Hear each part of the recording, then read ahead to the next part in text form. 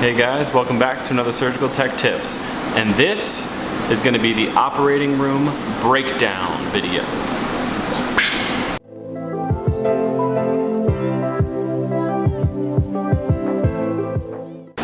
So in a previous video I made, boink boink boink, the operating room tour, I stated in that video that I wanted to do a more in-depth video on the breakdown of the actual operating room, the actual operating room suite itself. So we are going to start off with airflow and filters in this in the operating room. The filters that are used in the OR are called HEPA filters. They're high efficiency particulate air filters, basically. It's a pretty common filter that you see used in a lot of air filtration devices, and they're just big air filters up in the ceiling somewhere in our air ventilation system.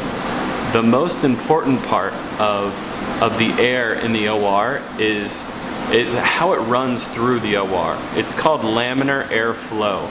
And laminar airflow is pretty interesting. It actually flows in parallel lines. Think of it like this. There's no cross traffic of airflow. So there's no like static air constantly sitting in one place inside this entire room. There's just parallel airflows flowing through this entire room in the same direction next to each other until they leave the room out of the door. Interestingly enough, whenever you walk in through an OR door, you will feel a blast of air into your face, because that's the direction of airflow. All of that air is being pushed in through those HEPA filters, through the ceiling, and then boom, right out of the door.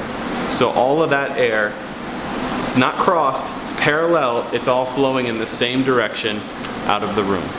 And that is to help reduce, all those particles in the air that the HEPA filter might not catch, or, plume smoke in the room as we're working. All of those particles are being immediately taken out of the room, and nothing is staying inside of this room for too long. There's two types of outlets in each of these rooms as well. There's always going to be a red outlet and a white outlet.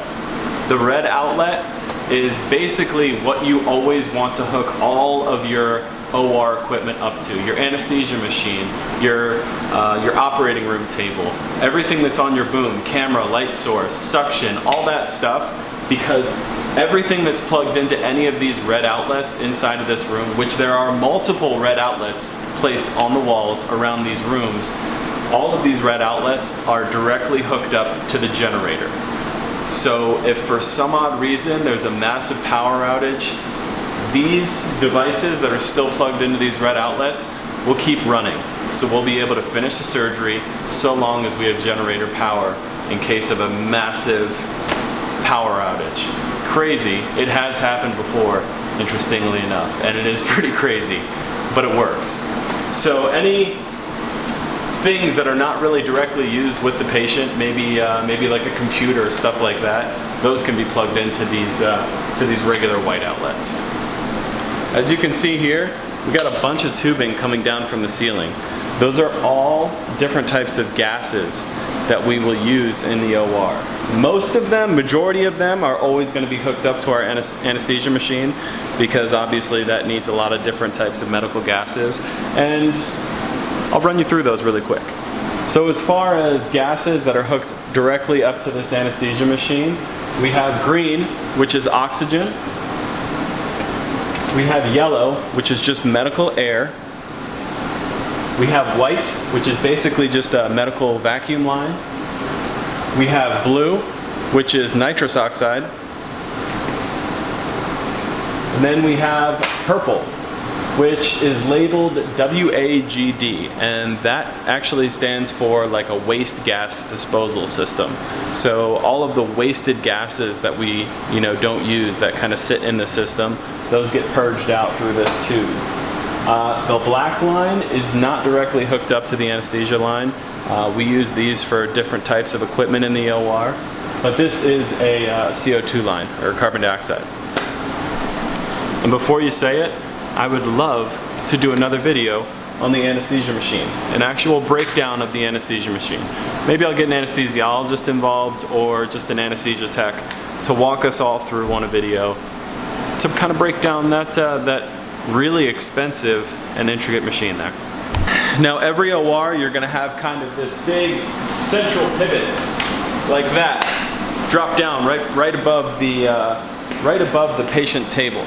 On that pivot you may have 1 or 2 monitors that you may use for laparoscopic surgeries or whatever type of video type equipment you're going to need to use.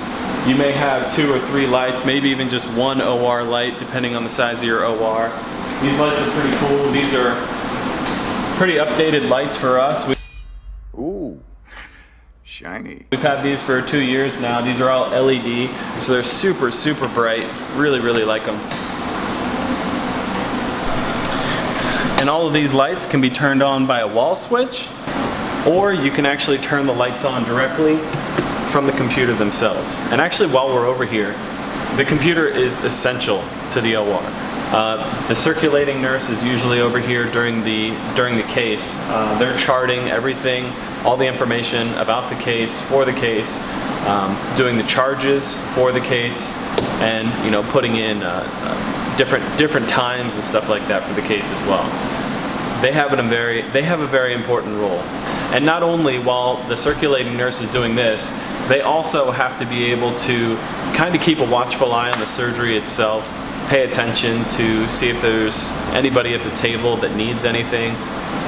We may run out of a certain supply, laps, Ratex usually, or may need a needle or something like that, and they'll have to step away from the computer and go grab that type of stuff. So they really have to keep a watchful eye on everything going on in the OR. Very important role. Next, let's talk about the boom. The boom is actually attached to the ceiling, just like those lights and monitors were. But on top of the boom, for this room, this boom is actually located at the foot of the bed. It doesn't always have to be that way though. A lot of the times in other rooms that we have here in the OR, it could be up near the head of the bed, like on the right side or the left side. It just depends on the outlay of the room. But on this boom, we have specific things that every room needs. We have a camera box that you will be able to hook your laparoscopic camera up to. We have an insufflation machine that you'll be able to pump CO2 directly into the patient. We have a light source. Also for the laparoscopic type cases, can't see anything without any light. Just underneath here, we have a core drill. This is well, for this room, since we use TPS often in this room, we have a core drill directly in this room that always stays in here for the TPS saw. We have a bovie at the foot of the bed, or cautery, whatever you want to call it. And we also have suction machines. 2 different types of suction machines. This is just a wall suction machine. There's a vacuum line on the back of this boom that's hooked up directly to this suction machine, and we can fill up these little canisters, and this is what we used to use all the time in the OR. But then technology came around, and when technology comes around, what happens? Things always get better, right? So we've got this guy. This is a Stryker Neptune. This guy is huge. It's a huge, giant suction machine.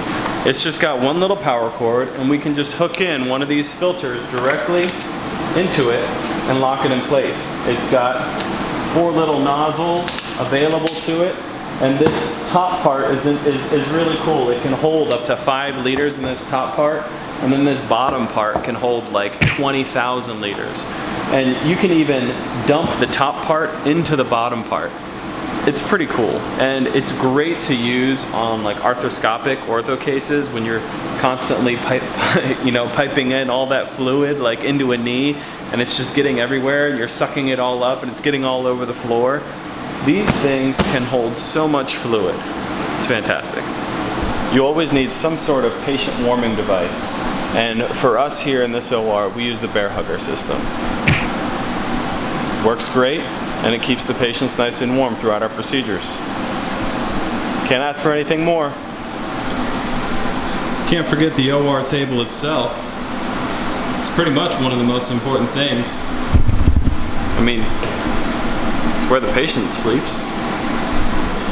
We have step stools,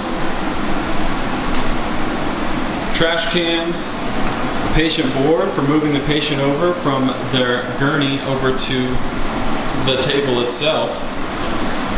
This room is equipped with a huge cabinet that we were able to put some extra supplies in that we use. There's our workstation, prep stand.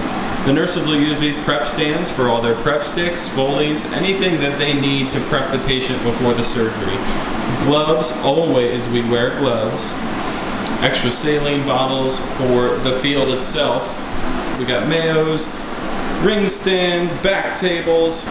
All of the stuff in this room is for the patient. It's to make surgery simpler. It's to make it less stressful for everybody else in this room, to make sure we have everything in this room that we need. If, you know, the doctor or the assistant can't see something while they're working on the patient, we have a step stool that they can use right away. All of that stuff is in every single one of these rooms, so we never have an issue during surgery. That's the most important part. You never want your nurse or assistant or anybody leaving the room to go find something. Thank you guys so much for watching, and I really hope you enjoyed this operating room breakdown. I tried to hit as many things as I could in this room. There's a lot more equipment in the OR that's used every day, and I might have to do a separate video for that. I keep on saying I'm going to do separate videos because there is so much stuff to talk about that the operating room uses. Thanks again, guys. I'll see you again.